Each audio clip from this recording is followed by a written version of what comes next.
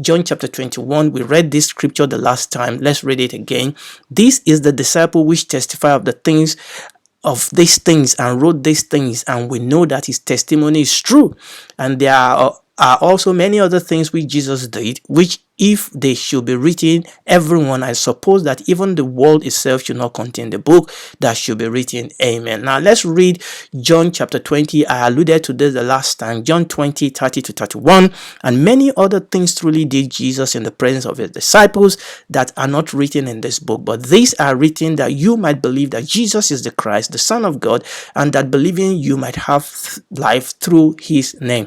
Praise the Lord. And we saw that this is the reason why the disciple wrote the scripture. That John 20 says that, look, we are writing what he did. This many other signs truly did Jesus in the presence of the disciples. So the disciples were eyewitness, the apostles, the people that wrote the scripture, or the people that wrote the scripture interviewed. You remember when the scriptures were written, the eyewitnesses of the event and the apostles that walk and talk with him and live with him were still alive. Some of them were disciples, apostles that wrote. Some of them, like Luke, were people that actually interviewed, like Mark. Tradition tells us that Mark was actually Peter's secretary. Luke, we remember that Luke actually went on expedition with Paul and he was closely related to the other apostle. And when we read the book of Luke the last time, he said he searched everything diligently and he wrote in order the things that has come to be most assuredly believed among us. And this is the reason why these people wrote the scripture. John said, we're writing these many things and many other things truly did Jesus in the presence of his disciple. Okay, they wrote some of them, they didn't write everything. And one of the things we saw is that they were not trying to write a biography. These are memos. They've included and excluded things from their book, but what they included with a purpose. These are books that were written so that we might believe that Jesus is the Christ, the Son of God. And that is what their purpose. They are writing what they saw, what they touched, what they witnessed, so that we might believe that Jesus is the Christ, the Messiah, the Son of God, and that believing we might have life, we might be delivered from the judgment and the destruction of this world, and we might have life, we might experience life now and experience life in eternity to come. And that is what we are dealing. This is the book that we are dealing with, the book that is alive. And when we went back to that John chapter 21, verses 24 to 25, he said, this is the disciple that testify. And that word testify is really very important to me. That testify means to be a witness, to affirm what one have seen or heard, or what one have experienced. Okay, and this is very important. So this is the people that are writing the scripture to us. Yes, they were inspired. Yes, they have divine revelation. Yes, they were strengthened by God to put this thing down. But understand that they were there. They were either there, or the people that wrote the scripture interview those people. I'm talking about the historical portion of the scripture. And obviously, even Apostle Paul, even though he was not one of the apostles, the Lord God, the Holy Spirit revealed to him. The Lord Jesus revealed himself to Paul and revealed the truth to him and revealed those things that he has written down in the scripture. So this is very important, that we understand that the book, and we establish this, that our faith is based on historical evidence. Amen. Evidences. There are good historical evidence for the scripture. So this is what we started to do the last time by the grace of God. We said that just like in the Old Testament, the New Testament was divided into 3 divisions, and we said the whole Bible, 66 books, 39 books in the Old Testament, 27 books in the New Testament, even though it was written over a period of 1,500 years, over 40 human authors, different area, different arena, different time, but it is one story. There are unity of theme in the Bible, because ultimately there is only one author of the scripture. It's the Holy Spirit that superimposed, that superintend upon the men that he used to receive the revelation. He inspired them and they put it down in the scripture, and it was transmitted and it was translated, and it was illuminated by the Holy Spirit so that we can receive those things that were given by God. And then we saw that these are the three section, the three division that the scriptures have been written: 5 historical books, 21 letters, epistles, and 1 prophetic book. And this is the movement of those things. So we have the historical book over there. So we have the book of Acts and the gospel, and we have the epistles, and we have the book of Revelation. And we saw the human author. We went through quickly the human author that God used to write the New Testament. We talk about Paul, Luke, John, Matthew, Mark, James, Peter, and Jude. And we mentioned in particular the 2 half-brothers of our Lord Jesus Christ, James and Jude. So, and we started talking about the gospel, and that was where we ended the last time. That the historical, we started talking about the historical division of the New Testament, the historical division of the New Testament. So we saw that the historical division have 5 books in it. We have 4 gospels. So 5 historical books, 4 gospels, and 1 book of Acts. So the 4 gospel deals with the story of the Lord Jesus Christ, and the book of Acts deals with the story of the early church. So what we are going to do now, by the grace of God, is we are going to look at the books. Now remember, we are not doing an in-depth study. We are just looking at the books. We are looking at, like we said the other time, when the artist is painting initially broad stroke with a little bit of detail, but then it will come back and put all the details in there. And that is what we are doing today by the grace of God. So we're going to look at the books and how they all relate, and then we are going to move it up from there. Now, so let's look. This is a diagram of the books of the New Testament. Now, I am not the source of this diagram. The gentleman that did this is over here, and I hope you can see his name over there. That is the gentleman, Sean Handran, and that is where I got that from. It's not original with me, and there's no need for me to do that because somebody has already done a good job. Again, you can see the 3 division of this scripture. Number one, we have the historical book over there, and number 2, we have the letters over there, and number 3, we have the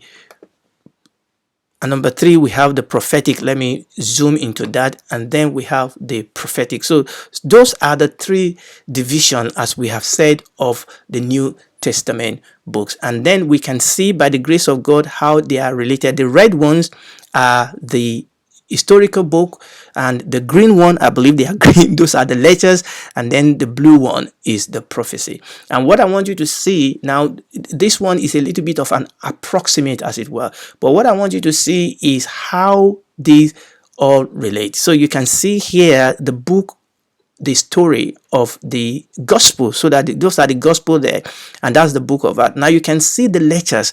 I want you to see various stages in the book of Acts that these letters were written. So the letters, like I said, were not written towards the end. No, they were written as the story unfolded. Matthew was obviously a tax collector. He must have been keeping record. He must have been keeping record of the things that were happening, that they were witnesses, that they were experiencing. You know, that is what it means to testify. I will say that again. To testify is what? To be a witness, to affirm what you have seen, heard, or experience, what you know, what you have touched. That is a witness. When you go to court, you know, both sides will call witnesses. You can't be a witness and say, I heard somebody said that they heard somebody said. No, a witness is somebody that either was there as a first-hand witness or was able to get in contact with the first people that were there, and those are witnesses. They can witness, but the best witness are the people that were there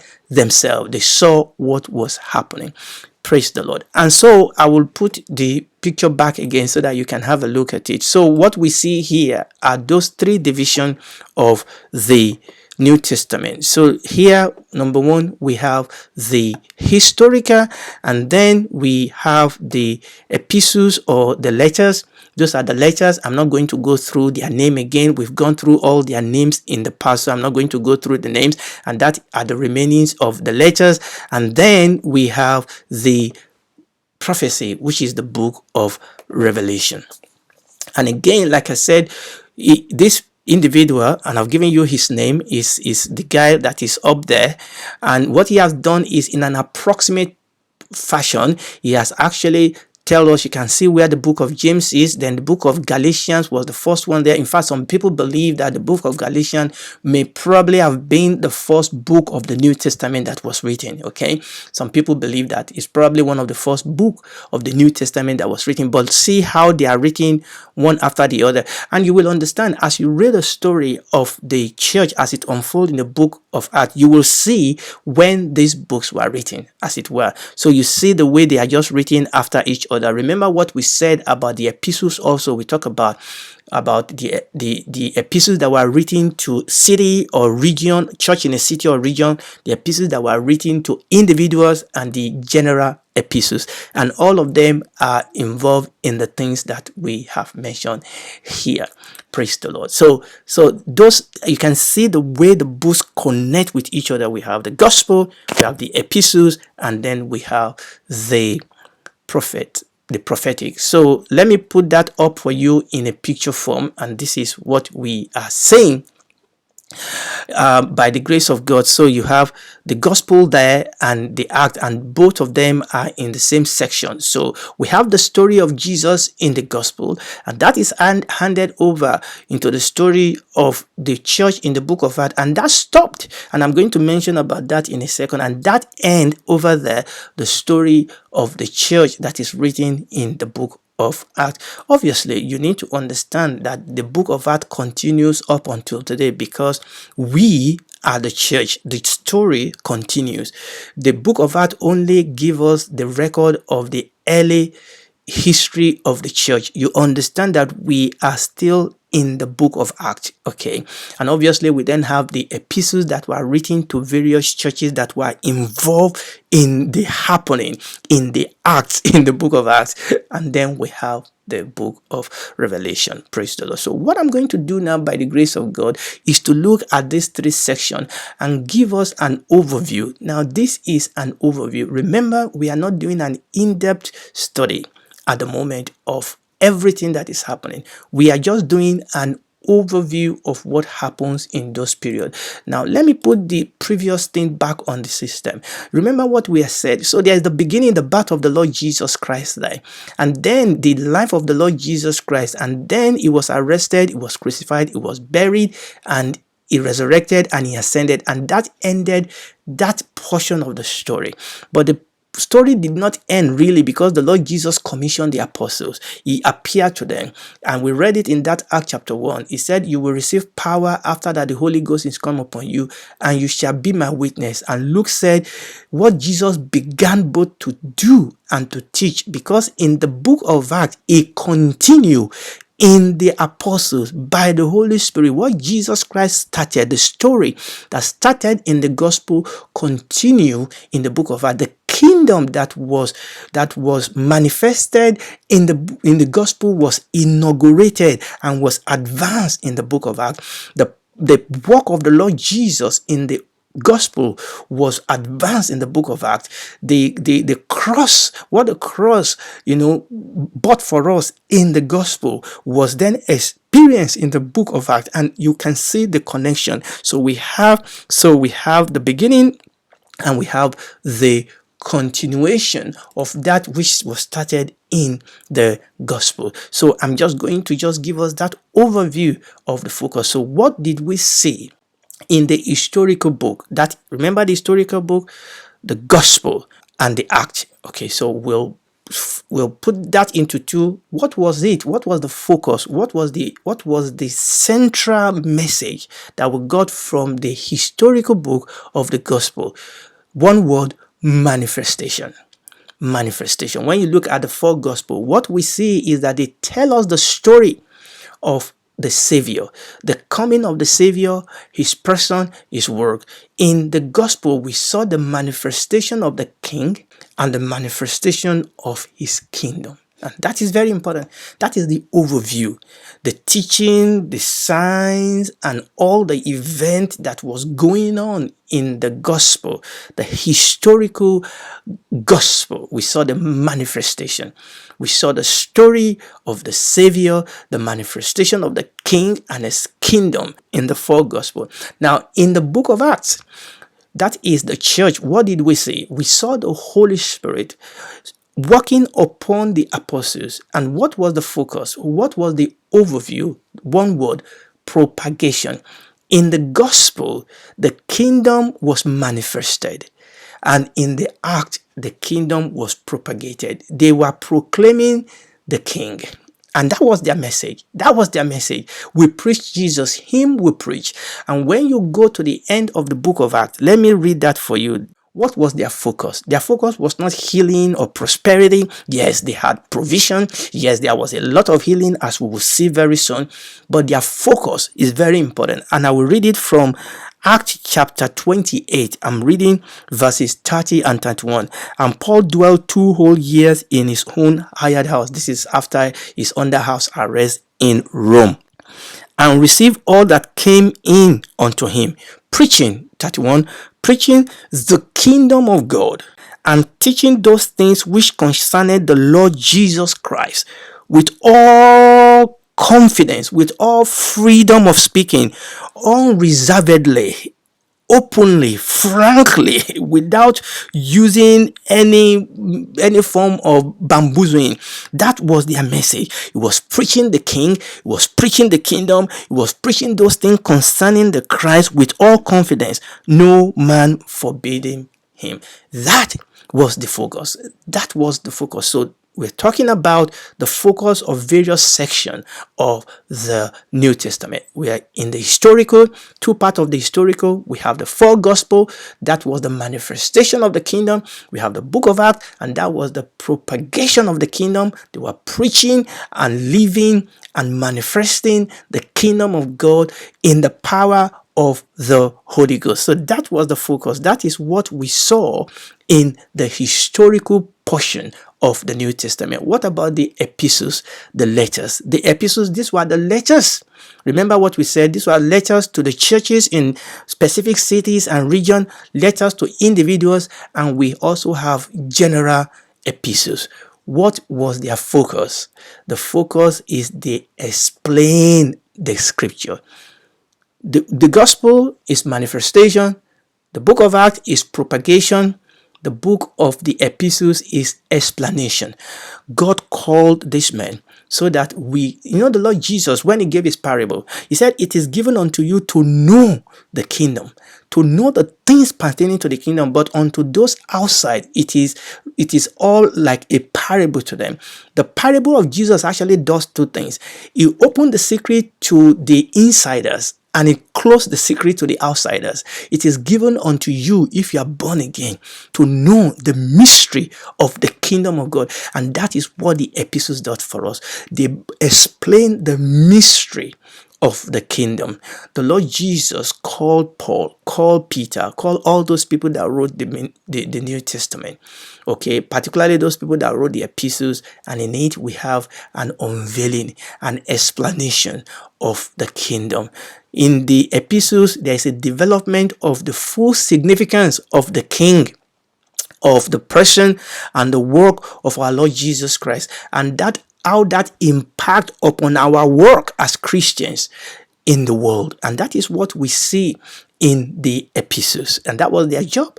They were, and it's interesting when you read the epistles, they don't straight away tell us about do's and don't. No, what they, first of all, when you read the epistle, the first portion of the epistle is going back to the event that has already taken place and helping us by the grace of God to know what was really taking place. Because when we talk the story, oftentimes all we can see is what we can see from a human point of view, but there are things that were happening from spiritual, divine point of view, and the epistles reveal unto us the things that God was fulfilling in the ministry of the Lord Jesus Christ, in his birth, in his life, in his death, in his resurrection, the thing that God accomplished for us in Christ Jesus. So that is always the first portion of the epistle. The second portion is then to now say, in the light of the reality,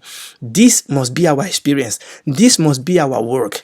This must be our living as Christian, because of what the Lord Jesus Christ has done, and because of the reality of how the Holy Spirit has made that relevant and reality in our own experience. In the power of the gospel, we can walk the work of the act of the apostles, because of what the gospel story event has provided. And in the power of the Holy Spirit, we can work the work of Christ. We can reveal, we can manifest. That's why the Lord Jesus said, the work that I do shall you do, and greater work than this, because I go unto my Father. What did he get from his Father? He got the Holy Spirit. And that is why he told them in the book of Acts chapter 1 verse 8, you will receive power. After that, the Holy Ghost is come upon you, and you will be my witnesses. Now, you and I, we are not first-hand witnesses, but we have the record of those people that were there, number one, but we also have the Holy Ghost. We have the Holy Spirit. And we have the word of God, and through the ministry of the Holy Spirit, we can actually have the same experience. We can have the same conviction. We can have the same reality that the first people that were there, we can know just as if we are there by the ministry of the Holy Spirit in the word, and we can have a conviction of the truth of what we are dealing with. And that revelation hitting us and coming home to us, we can walk in the power of the New Testament and begin to propagate, just like they did in the book of Acts, by what we've learned through the epistles. Because we are still in the season, we are still in the dispensation of the book of Acts. Remember, the book of Acts is all about propagation. So I'll go over that again. Gospel is manifestation, book of Acts is propagation, epistle is explanation. Listen, and in the picture I took to talk to you, the epistle is in the act. The epistles were written while the act is going on. These people were learning, they were apprentices. They learned from the master. Hallelujah. They become like the master, but they were also learning. They were learning. The Holy Spirit continued to equip them, continue to teach them, continue to give them experience. And that is what you need to understand. Nobody knows it all. We do what we know, and then we learn more. So there's propagation, explanation, propagation, explanation, propagation. The one thing we cannot do is that we cannot do the work of Christ. That is completed. Okay, the inauguration, the manifestation and the inauguration of Christ is completed. Okay, unlike what some people want you to believe, there is no John chapter 22. You understand that? There can be Act 29, there can be Act 30, there can be Act 1020. I don't know in which chapter of Act you and I are, but there is no John 22. There's no new chapter in the book of John. There is no new chapter in the gospel. There is no new chapter in the gospel. The new chapter is in the act. Okay, the work has been done. The kingdom has been established. The kingdom has been inaugurated. Our job is to propagate the kingdom. And the way to do that is as we receive revelation, as we receive instruction, as we receive manifestation by the Holy Spirit, as we are filled with the Holy Spirit, we are taught, we are impacted by the Holy Spirit, we are led by the Holy Spirit. As we do that, we will propagate the kingdom of God. And lastly, the last division is the revelation, and that's the prophetic division. That is the revelation, and revelation means an unfolding. What do we say? What is the focus of this section of the New Testament? One word: consummation. This portion of the New Testament tells us how everything is going to end. But it is not just about the ending. It is still about the king. Is how the king is going to end everything. How his kingdom is going to be transformed. We are going to have an end, and there's going to be a new beginning. How this earth as we know it, the heavens, the universe as we know it, is going to be wrapped up and thrown away, and God is going to create a new heaven and a new earth. And heaven will come to earth. The Lord Jesus will come and live among his own people. And that is the focus of the prophetic, the last book in the section. The book of Revelation is about consummation. It's an anticipation of the end time event and the return of the king and the establishment and the reign of the king in his kingdom. Jesus will come back soon. This whole world is rushing to an end. You understand what I'm saying? The king is going to come and he's going to judge sin. He's going to judge the Antichrist. He's going to judge the devil, and he's going to purge this system of sin. He's going to wrap this up, and he's going to create things, all things new. There will be no sun because he will be the sun. Hallelujah. Hallelujah. There will be no pain. There will be no death because he will be there. Will you want to be part of that? The only way you and I can be part of that new creation, new kingdom, new world, the only way we can be part of that is if we receive him as our Lord and Savior. For God so loved the world that he gave his only begotten Son, that whosoever believe in him will not perish but have everlasting life. As many as believe in him, to them gave he authority to become sons and daughters of God, to those that believe in his name.